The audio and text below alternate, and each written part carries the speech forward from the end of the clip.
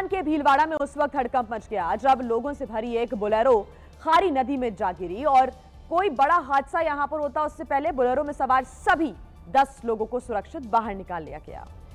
बताया जा रहा है कि बोलेरो में एक ही परिवार के 10 लोग मौजूद थे जो शंभूगढ़ के बाकिया रानी माता मंदिर के दर्शन करके लौट रहे थे, लेकिन खारी नदी उफान पर होने की वजह से पानी पुलिया के ऊपर आ गया। इसी दौरान बोलेरो का एक हिस्सा नदी में गिर गया।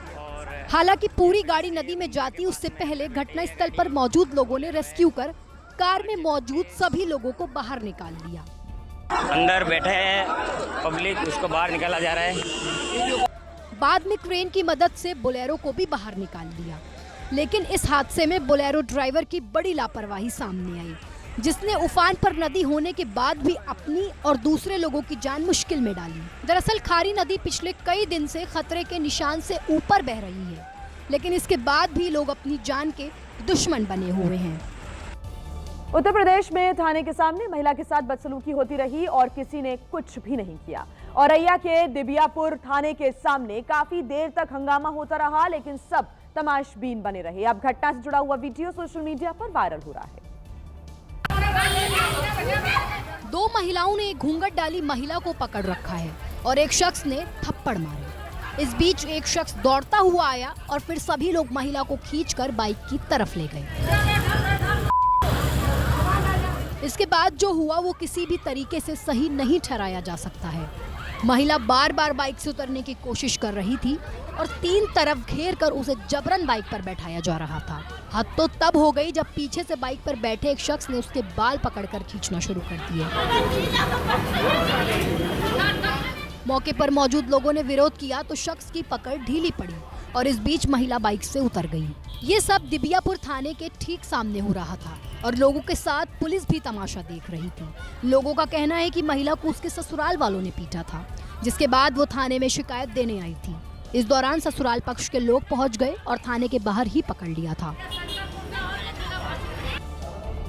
वहीं देखिए, बिहार में हुए एक एनडीए कार्यकर्ता सम्मेलन में एक अजीब हालात बन गए और यहां पर कार्यकर्ता सम्मेलन में रोहतास के दिनारा में ये कार्यक्रम आयोजित किया गया था। इस सम्मेलन में धक्का मुक्की हुई और इसकी वजह से कोई ये सियासी मुद्दा नहीं था, लेकिन इसकी वजह भोजन की थी पत्तल। कहने को तो ये तस्वीरें रोहतास में हुए एनडीए कार्यकर्ता सम्मेलन की हैं, लेकिन कार्यकर्ता सम्मेलन में भोजन के पत्तल के लिए मारामारी मची हुई थी। पत्तल लेने के लिए एनडीए कार्यकर्ता सम्मेलन में लोग एक दूसरे के ऊपर चढ़े जा रहे थे।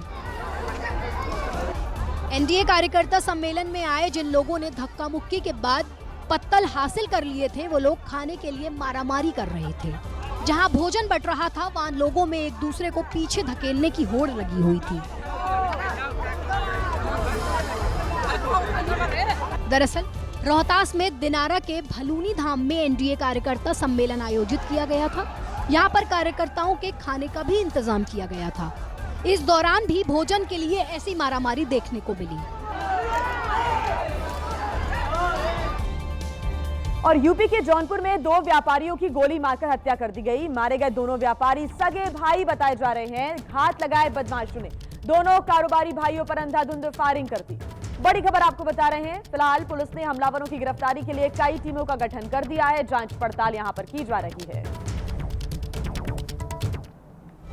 देखिए, अगर आप बिना जांचे परखे अच्छे स्वास्थ्य के लिए देसी घी का इस्तेमाल कर रहे हैं तो ये आपके लिए खतरनाक भी हो सकता है। देश की राजधानी में लोगों को बीमार करने वाले गोरख धंधे का खुलासा हुआ। यहां से देसी और प्योर काऊ घी के नाम पर नकली और मिलावटी घी की सप्लाई हो रही थी। एकदम असली दिख रहे गाय के घी के डिब्बे के पीछे नकली का वो डरावना सच छुपा हुआ है, जो आपको बड़ा आर्थिक नुकसान पहुंचाने के साथ साथ आपकी जान के लिए भी खतरा बन सकता है।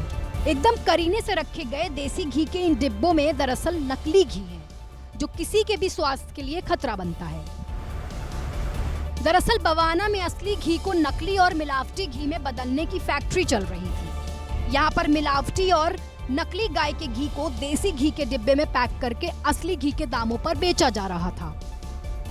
दिल्ली पुलिस ने जब खाद्य सुरक्षा विभाग के लोगों के साथ यहाँ छापा मारा तो पूरे मामले का खुलासा हुआ। छापे के दौरान फैक्ट्री मालिक माधव गुप्ता फरार हो गया, जबकि मौके पर मौजूद सुपरवाइजर ब्रजेश को पुलिस ने गिरफ्तार कर लिया। छापेमारी के दौरान मौके से पैकेजिंग मटेरियल, एसेंस कलर, मशीनों के साथ साथ 7600 लीटर मिलावटी घी मिला है। मौके पर 900 लीटर वनस्पति और मूंगफली का तेल भी मिला, जिसका मिलावट में इस्तेमाल हो रहा था। दिल्ली से सटे ग्रेटर नोएडा में एक अलग तस्वीर देखने को मिली, जहां बीजेपी नेता से मारपीट के मामले में पूर्व केंद्रीय मंत्री संजीव बालियान थाने में धरना करने के लिए बैठ गए। जैसे ही संजीव बालियान धरने पर बैठे, पूरा थाना उनके समर्थकों से भर गया। इस दौरान संजीव बालियान ये कहते हुए भी नजर आए कि प्रदेश में बीजेपी की सरकार है, इसके बावजूद उन्हें धरने पर बैठना पड़ा।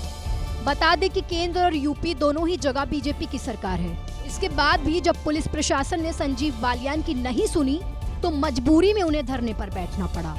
दरअसल ये पूरा विवाद नकली पनीर पकड़ने से जुड़ा हुआ है, जिसको लेकर यमुना एक्सप्रेसवे पर शनिवार को फूड विभाग ने एक गाड़ी से कथित 9 कुंटल पनीर पकड़ा था, जबकि पीड़ित पक्ष का कहना है कि बिना किसी जांच के फूड डिपार्टमेंट ने पनीर को नकली बता दिया। पीड़ित पक्ष ने फूड इंस्पेक्टर पर पनीर छोड़ने के बदले 1 लाख रुपए की रिश्वत मांगने का भी आरोप लगाया है, जो नहीं दी तो पनीर को नष्ट कर जमीन में दबा दिया। लेकिन जब पीड़ित पक्ष ने इसका विरोध किया तो पुलिस ने उसके साथ मारपीट भी की। जब ये बात संजीव बालियान को पता चली तो वो थाने पहुंचे और उनके समर्थकों के साथ धरने पर बैठ गए।